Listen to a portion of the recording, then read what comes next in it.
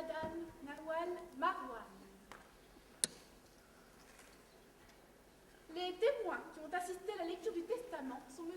Trin Xiaofeng, propriétaire du restaurant Les Burgers du Viet Cong, et Madame Suzanne Lamontagne, serveuse du restaurant Les Burgers du Viet Cong. C'est le restaurant qu'il y avait juste en bas du bloc. À l'époque, chaque fois que j'avais besoin de témoins, je descendais voir Trin Xiaofeng. Alors, il m'était avec Suzanne. La femme de Trin Xiaofeng, Hui Wu Xiaofeng, gardait le restaurant. Le restaurant a fermé maintenant. Ça a fermé. Trin est mort. Hui Wu Xiaofeng s'est remarié avec Réal Bouchard, qui était connu ici, chez Maître Yvon Vachon, à Collège. La vie, c'est comme ça, en tout cas.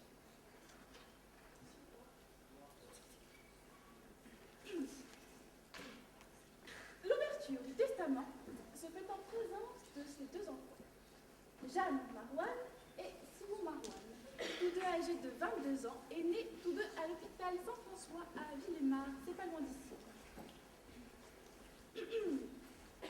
Selon la volonté du testateur et conformément au règlement et au droit de Madame Nawal Marwan, le notaire Hermine Lebel est institué exécuteur testamentaire. Je tiens à vous dire que c'était là la décision de votre mère. J'étais personnellement contre. Je le lui ai fortement déconseillé, mais elle a insisté. J'aurais pu refuser, mais je n'ai pas pu.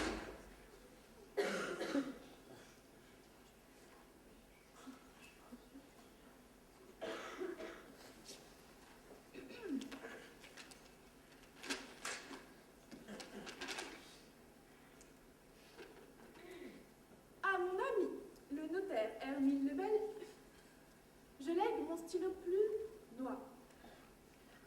À Jeanne Marwan, je lègue la veste en toile verte avec l'inscription 72 à l'endos. À Simon Marwan, je lègue le cahier rouge.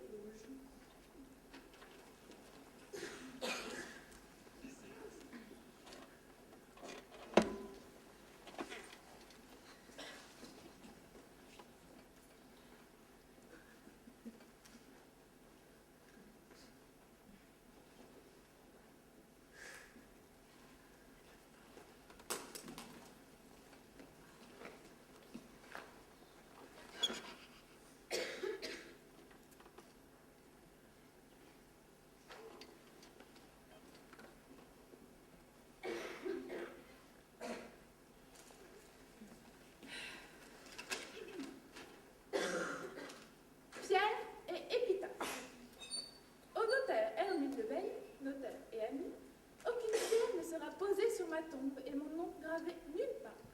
Pas d'épitaphe pour ceux qui ne tiennent pas leurs promesses. Et une promesse ne fait pas tenir. Pas d'épitaphe pour ceux qui gardent le silence. Et le silence est gardé. Pas de pierre, pas de nom sur la pierre, pas d'épitaphe pour les gens absents sur une terre absente. Pas de nom. À Jeanne et Simon et Jeanne, l'enfance est un couteau planté dans la gorge. On ne le retire pas facilement.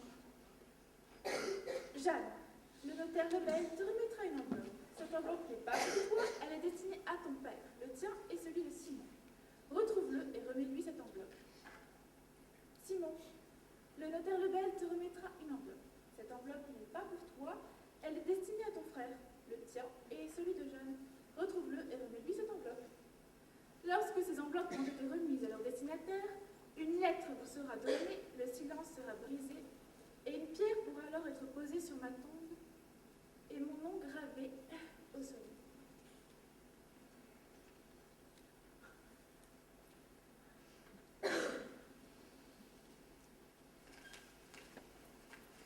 Elle nous aura fait chier jusqu'au bout, la salope.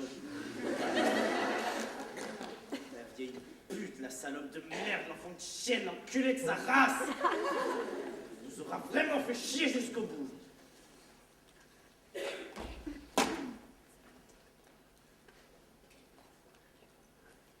On se disait à chaque jour depuis si longtemps, elle va crever la salope, elle arrêtera de nous emmerder, elle arrêtera de nous écœurer, la grosse tabarnak.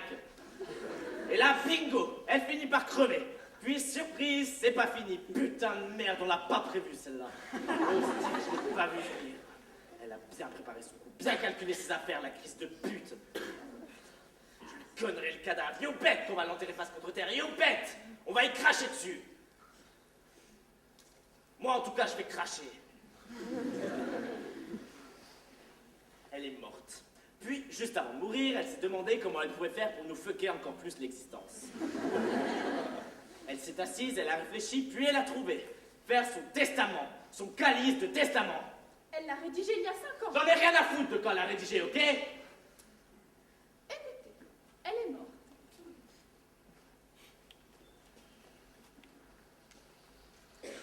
Votre mère est morte.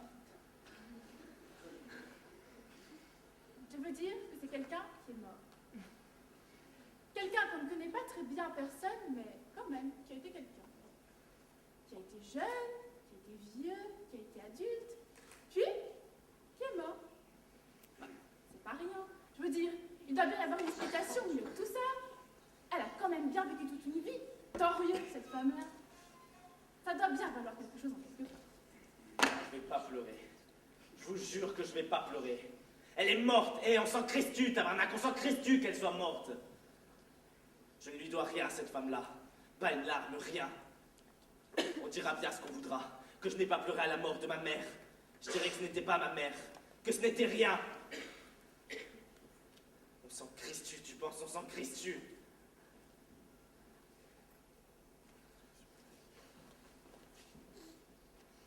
Elle a pourtant émis un souhait à votre égard. Vos prénoms sont là, dans ses dernières volontés. Big deal, on est ses enfants et vous en savez plus sur elle que nous. Big deal que nos prénoms soient là.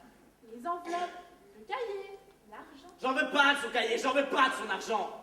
Si elle pense m'émouvoir avec son Christ de cahier, c'est la meilleure celle-là, ses dernières volontés. Retrouve ton père et ton frère. Pourquoi elle ne les a pas retrouvés elle-même si c'était si urgent? Pourquoi elle ne s'est pas préoccupée de nous, la Christ, s'il lui fallait absolument un autre fils quelque part? Pourquoi dans son putain de testament, elle ne dit pas une seule fois le mot « mes enfants » pour parler de nous? Le mot « fils », le mot « fille ». Pourquoi elle dit les jumeaux, la jumelle, le jumeau, enfant sorti de mon ventre, comme si on était un tas de vomissures, un tas de merde qu'elle aurait été obligée de chier? Pourquoi? Écoutez, je comprends. Qu'est-ce que tu peux comprendre, tête de gland? Je comprends très bien qu'après avoir écouté ce qu'on vient d'écouter, on puisse retrouver les 4 jambes en l'air en se demandant qui on est, pourquoi pas nous, et qu'est-ce qu'on fait là. Je comprends. Je veux dire que je comprends. C'est pas tous les jours qu'on apprend que notre père, qu'on croyait mort, est encore vivant, et qu'on a un frère quelque part dans le monde. Il n'y a pas de père, il n'y a pas de frère, c'est n'importe quoi.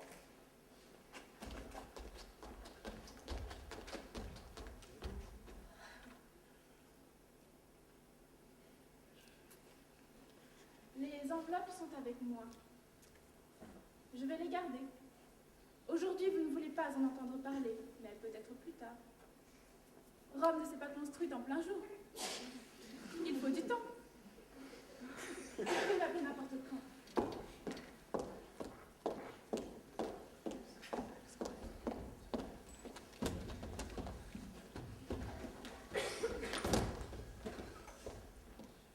Cet enfant ne te regarde pas, Nawal. Il est dans mon ventre.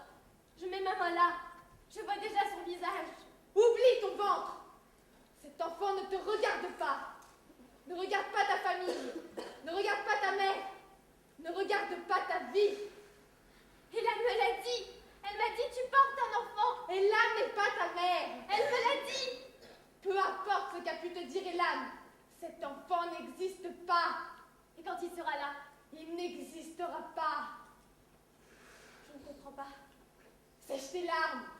C'est toi qui pleures. Ce n'est pas moi qui pleure. C'est toute ta vie qui coule. Tu reviens de loin, Nawal. Tu reviens avec ton ventre souillé. Et tu te tiens droite devant moi pour me dire là, avec ton corps d'enfant, j'aime et j'ai mon amour entier dans mon ventre. Tu reviens de la forêt et tu dis que c'est moi qui pleure. Crois-moi, Nawal, cet enfant n'existe pas. Tu vas l'oublier. On n'oublie pas son ventre. On oublie. Je ne pourrais pas.